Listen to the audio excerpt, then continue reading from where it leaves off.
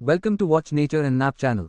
துருக்கி பறவைகள் உண்மையிலேயே கண்கவர் உயிரினங்கள். இயற்கை ஆர்வலர்கள் மற்றும் சாதாரண பார்வையாளர்கள் இருவரையும் கவர்ந்திழுக்கின்றன. காட்டு வான்கோழிகளால் பறக்க முடியும் என்பது உங்களுக்கு தெரியுமா? ஆம், அவை மணிக்கு 55 மைல்கள் வரை உயர பறக்க முடியும்.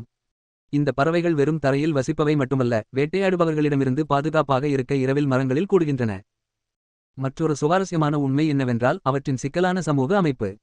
காட்டு வான்கோழிகள் பல்வேறு ஒலிகள் மற்றும் சமிக்ஞைகளை பயன்படுத்தி தொடர்பு கொள்கின்றன.